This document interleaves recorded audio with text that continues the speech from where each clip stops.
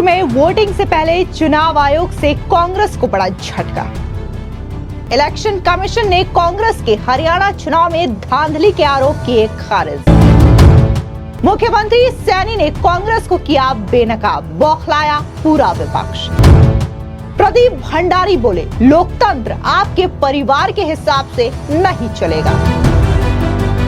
नमस्कार, स्वागत है आपका। आप देख रहे हैं द न्यूज और मैं रानी गुप्ता आपके साथ। द न्यूज के सभी दर्शकों को दीपावली की हार्दिक शुभकामनाएं। दरअसल आपको बता दें कि महाराष्ट्र में वोटिंग होनी है, लेकिन इससे पहले ही चुनाव आयोग से कांग्रेस पार्टी को बड़ा झटका लगा है। आपको याद दिला दें कि कांग्रेस पार्टी ने हरियाणा विधानसभा चुनावों में मिली हार के बाद से बौखलाई हुई थी, जिसके बाद ये शिकायत लेकर के चुनाव आयोग पहुंची थी कि चुनावों में धांधली हुई थी। लेकिन इस आरोप को चुनाव आयोग ने न सिर्फ खारिज किया है, बल्कि कांग्रेस पार्टी को भी जमकर फटकार लगाई है और इन आरोपों को पूरी तरीके से तथ्यहीन, निराधार भी करार दिया है। आपको बता दें कि भारत के चुनाव आयोग ने हाल ही में हरियाणा विधानसभा चुनाव में अनियमितताओं के कांग्रेस के आरोपों को सिरे से खारिज कर दिया है। साथ ही इन आरोपों को निराधार, गलत और तथ्यों से रहित बताया। अब इस मुद्दे को लेकर के बीजेपी ने कांग्रेस को लोकतंत्र विरोधी पार्टी करार दे दिया है। साथ ही कहा कि आपातकाल वाली पार्टी एक स्वस्थ लोकतंत्र को पचा नहीं पा रही है। दरअसल आपको बता दें कि इलेक्शन कमीशन ने बकायदा 1600 पन्नों का जवाब कांग्रेस को भेजा है और इसी के साथ ही कांग्रेस को नसीहत भी दे डाली है। अब ऐसे में हरियाणा के मुख्यमंत्री नायब सिंह सैनी ने कांग्रेस पर जोरदार हमला बोला है। सुनिए नायब सिंह सैनी क्या कह रहे हैं। मैं माननीय चुनाव आयोग का दिल से धन्यवाद करता हूं कि उन्होंने समझा है कांग्रेस तो झूठ का सहारा लेकर के चलती है और उन्होंने वो फैसला जो दिया है वो लोगों की भावनाओं का फैसला था। माननीय चुनाव आयोग ने जो कांग्रेस के उस झूठ को नकारा है, क्योंकि कांग्रेस लगातार झूठ का सहारा लेकर के वो कहीं ना कहीं लगी रहती है कि हमें कामों के ऊपर तो वोट नहीं मिलता, झूठ से अगर वोट मिल जाए तो लोगों का शोषण कर लें। आज सभी लोग उसको जान चुके हैं। कांग्रेस का जो झूठ है अब वो बिकने वाला नहीं है। मैंने कहा भी था, कांग्रेस ने इस प्रकार का यहाँ पर मोमेंटम खड़ा किया, कांग्रेस आएगी वही कांग्रेस आएगी, कहाँ आएगी कांग्रेस, कहीं दिखाई तो दे नहीं रही थी। परंतु इनके कांग्रेस के जो बड़े पदाधिकारी हैं उनको ये नजर आ रहा था भी कांग्रेस है, भाई उनको तो नजर आएगा। मेरे को लोग पूछते थे, लोग कहते थे मेरे को, कहा बड़ी हवा चल रही, वहां कोई हवा नहीं चल रही। ने कांग्रेस के बड़े नेता हैं, ने गरमा बैठ कर कह रहे कांग्रेस आएगी कांग्रेस आएगी, कहा कांग्रेस आएगी। कांग्रेस तो तब आए ना जब इन्होंने कोई काम किया हो। काम तो किया लूटने का, देश को भ्रष्टाचार किए, घोटाले किए, लोगों को लाइन में खड़ा किया। 4-4 दिन में गैस का सिलेंडर मिलता था, उसको तो भूल गए कांग्रेस के नेता। कहा कांग्रेस आएगी, कहा कांग्रेस आएगी। लोगों ने नकार दिया उस झूठ को और एक झूठ फैलाया था कि संविधान को खत्म करेंगे। राहुल गांधी का भी झूठ नहीं चलेगा उसका, अब सुपड़ा साफ है। और मैं चुनाव आयोग की उस फैसले का स्वागत करता हूं। चुनाव आयोग ने जो फैसला दिया है, कांग्रेस के झूठ को नकारा है। इसके अलावा हरियाणा के मंत्री अनिल विज का बयान भी सामने आया है। उनका कहना है कि कांग्रेस हर बार झूठ का सहारा लेती है, लेकिन आज चुनाव आयोग में कांग्रेस का झूठ पूरी तरीके से बेनकाब हो चुका है। सुनिए अनिल विज क्या कह रहे हैं। कांग्रेस ने अपनी दरखास्त दी थी और कांग्रेस का ये चरित्र भी है कि जब हारते हैं तब ईवीएम को दोष देते हैं, जब जीतते हैं तब इनको ईवीएम याद नहीं आती।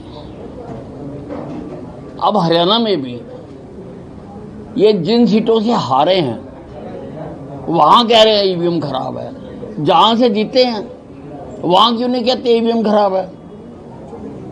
वहाँ दोहरा रिजाइन, दोबारा लड़ लो।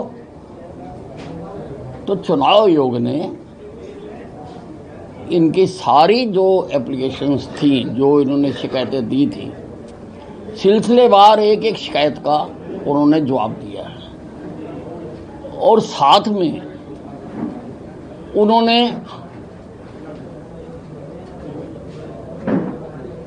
ये भी कहा है कि बिना वजह इस प्रकार की बातें नहीं उठानी चाहिए, इससे माहौल खराब होता है। अब ऐसा है, देखिए, अब वो अपनी इंजीनियरिंग बता रहे हैं, वो अपने राज में खोल खोल के देखते होंगे। मशीनें देने का एक तरीका है। चुनाव आयोग जब मशीनें वहाँ से रिलीज करता है तब सारी पार्टियों के नुमाइंदों को बुलाता है और उनको दिखाता है। ये तब देख सकते थे। पोलिंग स्टेशन पर जब मशीनें शुरू की जाती हैं तब पोलिंग एजेंटों को दिखाया जाता है, चला के भी दिखाई जाती है, 40-50 वोटें डलवा के भी दिखाई जाती है। ये तब एतराज कर सकते थे। इसका मतलब है कि सारी की सारी इनकी टीम ऊपर से लेकर नीचे तक बुद्धुओं की टीम है। ये बुद्धू हैं। ये तब क्यों नहीं देख सके कि बैटरी का चार्ज कितना है और कितना नहीं है? ये तो एक रोने का तरीका है कांग्रेस का। High EVM, high EVM, high EVM, high EVM. जब कर्नाटक में जीते तब तो शोर नहीं पाया, हिमाचल में जीते तब शोर नहीं पाया, पंजाब में आम आदमी पार्टी जीती तब किसी ने नहीं कहा कि ईवीएम खराब है। और कांग्रेस तो देश को वापस ही लेकर जाना चाहती है, हम देश को आगे लेकर जाना चाहते हैं। ये उनकी सोच और हमारी सोच में अंतर है। इसके अलावा बीजेपी प्रवक्ता प्रदीप भंडारी का हमला भी कांग्रेस के ऊपर देखने को मिला और उन्होंने कहा कि कांग्रेस ने चुनाव आयोग, ईवीएम और सुप्रीम कोर्ट पर सवाल उठाए। मैं कहना चाहता हूं कि कांग्रेस आपातकाल की पार्टी है। आपने संविधान को तहस नहस कर दिया। आप एक स्वस्थ लोकतंत्र को बचा नहीं सकते, लेकिन ये लोकतंत्र आपके परिवार के हिसाब से नहीं चलेगा, ये कानून के शासन के मुताबिक चलेगा। आज आप सभी को देश से माफी मांगनी चाहिए कि उन्होंने चुनाव आयोग पर सवाल खड़े किए। सुनिए प्रदीप भंडारी का एक बयान। देखिए, इलेक्शन कमीशन ने कांग्रेस पार्टी के षड्यंत्र को एक्सपोज किया है। कांग्रेस पार्टी लोकतंत्र विरोधी पार्टी है। It is an anti democracy party. तभी वो हर लोकतांत्रिक व्यवस्था की क्रेडिबिलिटी पर सवाल उठाती है बिना कोई प्रूफ के, हाफ ट्रूथ्स पे और फेक न्यूज पे। कभी इलेक्शन कमीशन पर सवाल उठाएगी, कभी ईवीएम्स पे सवाल उठाएगी, कभी सुप्रीम कोर्ट पर सवाल उठाएगी। हर एक बॉडी पे जो लोकतंत्र की व्यवस्था को प्रोटेक्ट कर रहा है, कांग्रेस पार्टी को उससे चिढ़ है। कांग्रेस पार्टी को मैं कहना चाहता हूं कि आप इमरजेंसी वाली पार्टी है। आपने संविधान को तहस नहस कर दिया था। आप स्वस्थ लोकतंत्र डाइजेस्ट नहीं कर सकते, परंतु ये लोकतंत्र आपके परिवार के हिसाब से नहीं चलेगा, रूल ऑफ लॉ के हिसाब से चलेगा। आज कांग्रेस पार्टी को, राहुल गांधी को, जयराम रमेश जी को देश से माफी मांगनी चाहिए कि उन्होंने इलेक्शन कमीशन और बाकी लोकतांत्रिक व्यवस्थाओं के ऊपर झूठ बोला। अगर आज सबसे ज्यादा डिस्क्रेडिटेड कोई है, अगर किसी की सबसे ज्यादा क्रेडिबिलिटी क्राइसिस में है, तो वो कांग्रेस पार्टी की है, क्योंकि कांग्रेस पार्टी ऐसे तबकों के हाथ में है जो देश के लोकतंत्र पर हमला करना चाहते हैं। They want to attack the unity and integrity of India and they want to attack the democratic spirit of India. आज कांग्रेस पार्टी को देश से माफी मांगनी चाहिए और कांग्रेस पार्टी का लोकतंत्र विरोधी चेहरा सबके सामने है। तो वहीं दूसरी ओर बीजेपी के राष्ट्रीय प्रवक्ता शहजाद पुनावाला का बयान भी सामने आया। उन्होंने कहा कि आप देखते हैं कि भारत का चुनाव आयोग अभी तक एक और संवैधानिक संस्था है जिसने कांग्रेस पार्टी उसके गैर जिम्मेदार निराधार आरोपों के लिए फटकार लगाई है जो किसी भी तथ्य से रहित है। कांग्रेस पार्टी जब भी चुनाव जीतती है, चाहे वो उस समय कर्नाटक में हो या फिर तेलंगाना में, ईवीएम और चुनाव आयोग दोनों ठीक मानी जाती है, लेकिन जब वो चुनाव हारती है तो संवैधानिक संस्थाओं को गाली देना शुरू कर देती है, उन पर आरोप लगाना शुरू कर देती है। सुनिए बीजेपी प्रवक्ता शहजाद पुनावाला का ये बयान। You see, the Election Commission of India is yet another constitutional institution that has chastised the Congress Party for its irresponsible, baseless and allegations which are devoid of any facts. The Congress Party, whenever it wins an election, whether it's in Karnataka and Telangana, at that time it considers EVM and Election Commission to be okay. When it loses an election, then it starts abusing the constitutional institutions. Similarly, in the judiciary also, if it wins a case, the judiciary and democracy is fine. Otherwise, democracy and judiciary is under trouble. This is called conditional commitment to constitution. this kind of commitment is only when you win a case or when you win the elections, then you are committed. Otherwise, you abuse the constitutional institutions. Today, in Modi Virod or in BJP Virod, they have started doing Virod of the institutions of this country. When the entire world is acknowledging the power of Indian democracy, the greatness of Indian democracy, it is being undermined by the Congress party. And it is being done because, unfortunately, Election Commission is only a bahana. Rahul Gandhi ko haar se hai bachana. To save Rahul Gandhi from the defeats, they clearly start blaming other institutions and other factors. In Haryana, they have done post-poll blaming.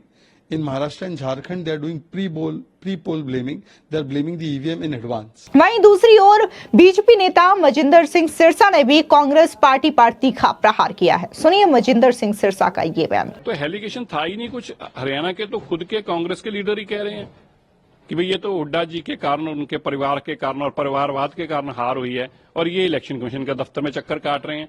तो भाई इतना पूछना है तो हरियाणा के कार्यकर्ता ही तुम्हारे कांग्रेस के लीडर ही बता रहे हैं, जाके पूछ लीजिए उनसे, वही बता देंगे सच्चाई। तो वहीं दूसरी ओर आरजेडी प्रवक्ता मनोज झा का बयान सामने आया है। जिस तरीके से चुनाव आयोग ने कांग्रेस के इन आरोपों को खारिज कर दिया है तो विपक्ष पूरी तरीके से बौखला चुका है, लेकिन एक बार फिर से वो सरकार पर, संस्था पर सवाल उठाते हुए नजर आ रहे हैं। सुनिए मनोज झा क्या कह रहे हैं। कौन सी स्वाभिमान यात्रा भैया? कहिए ना कि मैं अपने अभिमान की यात्रा निकाल रहा हूं, अपने को संकट से उबारने की यात्रा निकाल रहा हूं। इस देश के हिंदुओं या मुसलमानों या सिखों या ईसाइयों की जरूरत है भूखमरी से बचना, महंगाई से मुक्ति, बेरोजगारी से मुक्ति। ये स्वाभिमान वाले लोग वहां कहां होता है? ये कैसा अभिमान, ये कैसा स्वाभिमान? तो अगर उस बैठक में यह फैसला लिया गया है कम्युनल हार्मनी को लेकर के, तो ये शब्द नहीं होने चाहिए, भाव, भाषा और जमीन पे उतरना चाहिए। चुनाव आयोग को वो एजेंडे में शामिल हो गया। मैं तो सिर्फ इतना कहना चाहता हूं, आर्टिकल 324 की जब संरचना, जब उसका कल्पना उसकी की गई थी, तो मशीन या कागज के कस्टोडियन के रूप में कल्पना नहीं की गई थी, फ्री एंड फेयर इलेक्शन के रूप में कल्पना की गई थी। ना जाने कैसी मोहब्बत कर बैठे हैं साहब आप। अगर 1% भी doubt, what stops you in going back to ballot? दुनिया के बाकी मुल्कों में क्यों? मेरा सीधे ये कहना है कि ये मशीन को लेकर के पॉजिटिव होना और उसको डिफेंड करना, ये 324 नहीं कहता है। मैं कहना चाहूंगा मुख्य चुनाव आयुक्त, क्योंकि वही बयान दे रहे थे और अच्छी बात है, बिना शेर और शायरी के बयान दे रहे थे। लेकिन मूलभूत रूप से आपको समझना होगा कि you are custodian of free and fair election. किसी मशीन के कस्टोडियन नहीं है, किसी कागज के नहीं।